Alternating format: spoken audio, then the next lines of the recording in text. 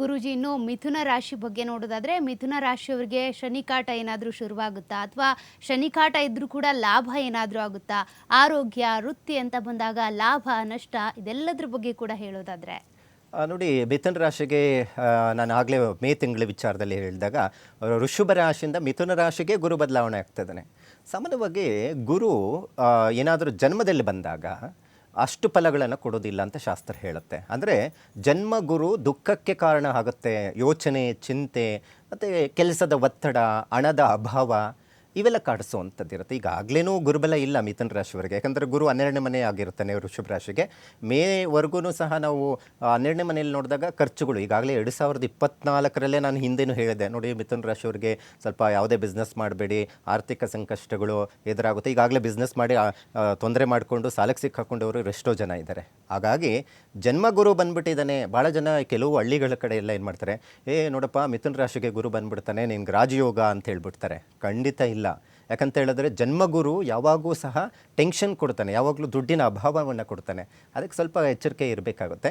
ಇನ್ನು ಮಿಥುನ ರಾಶಿಯವರಿಗೆ ಹೆಚ್ಚಿನ ಮಟ್ಟಿಗೆ ನಾವು ನೋಡೋಕ್ಕೆ ಹೋದರೆ ಗುರುಬಲ ಇರೋದಿಲ್ಲ. ಮಾರ್ಚ್ ವೇಳೆಗೆ ಶನಿ ಅನಿರೀಕ್ಷಿತವಾದಂಥ ಫಲಗಳನ್ನು ನೀಡುವಂಥದ್ದು ಇರುತ್ತೆ. ಯಾಕೆ ಅನಿರೀಕ್ಷಿತ ಫಲ ಕೊಡುತ್ತೆ, ಏನು ಬದಲಾವಣೆಯಿಂದ ಏನು ಫಲಗಳು ಕೊಡುತ್ತೆ ಅಂತ ಹೇಳಿದಾಗ ಕುಂಭರಾಶಿಯಿಂದ ಮೀನ ರಾಶಿಗೆ ನಾವು ನೋಡಿದಾಗ ಕರ್ಮಸ್ಥಾನಕ್ಕೆ ಬರ್ತಾನೆ. ಕರ್ಮಸ್ಥಾನ ಅಂದರೆ ಏನು? ಮೀನ ರಾಶಿಗೆ ಕರ್ಮಸ್ಥಾನ ಅಂದರೆ 10ನೇ ಮನೆ ಆಗಿರುತ್ತೆ.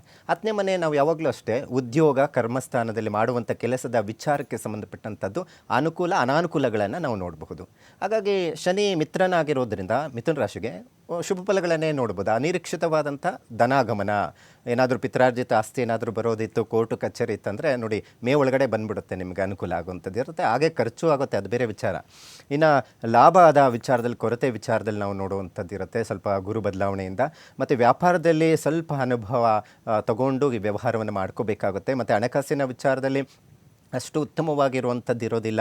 ಎಷ್ಟೇ ಬಂದ್ರೂ ಅದಕ್ಕಿಂತ ಹೆಚ್ಚು ಖರ್ಚಾಗುವಂಥದ್ದು ಇರುತ್ತೆ.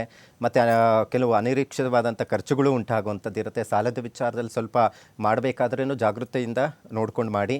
ಮತ್ತು ಗುರು ಬದಲಾವಣೆಯಿಂದನೂ ಸಹ ಸ್ವಲ್ಪ ನಾನು ಆಗಲೇ ಹೇಳಿದೆ, ದುಃಖ ಅನುಭವಿಸುವಂಥದ್ದು, ಆದಾಯದಲ್ಲಿ ಕೊರತೆ ಹೆಚ್ಚಾಗುವಂಥದ್ದು, ಹೆಚ್ಚು ಕಾಡುವಂಥದ್ದು ಇರುತ್ತೆ. ಇನ್ನು ವಿದ್ಯಾರ್ಥಿಗಳಿಗಂತೂ ಆರೋಗ್ಯದ ಕಡೆ ಹೆಚ್ಚು ಜಾಗೃತಿ ವಹಿಸಬೇಕಾಗುತ್ತೆ.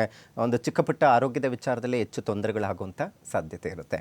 ಇನ್ನು ಪ್ರತಿ ಗುರುವಾರ ಆದಷ್ಟು ಗುರು ಮಂತ್ರ ಜಪ ಮಾಡುವಂಥದ್ದು, ಗುರು ದೇವಸ್ಥಾನಗಳಿಗೆ ಭೇಟಿ ನೀಡೋದು. ಗುರು ದೇವಸ್ಥಾನ ಅಂದರೆ ರಾಘವೇಂದ್ರ ಅಥವಾ ಈ ದತ್ತಾತ್ರೇಯ ದೇವಸ್ಥಾನಕ್ಕೆ ಹೋಗಿ ಒಂದು ಅರ್ಚನೆ, ಪೂಜೆ ಪುನಸ್ಕಾರಗಳು ಮಾಡ್ಕೊಳ್ಳೋದ್ರಿಂದ ಈ ಜನ್ಮಗುರುವಿಂದ ಬರುವಂಥ ತೊಂದರೆಗಳು ಮತ್ತು ದಶಮಸ್ಥಾನದಲ್ಲಿ ಬರುವಂತಹ ಕೆಲಸದ ವಿಚಾರಕ್ಕೆ ಸಂಬಂಧಪಟ್ಟಂತಹದ್ದು, ಉದ್ಯೋಗದಲ್ಲಿ ತೊಂದರೆಗಳು ನಿವಾರಣೆ ಆಗುತ್ತೆ.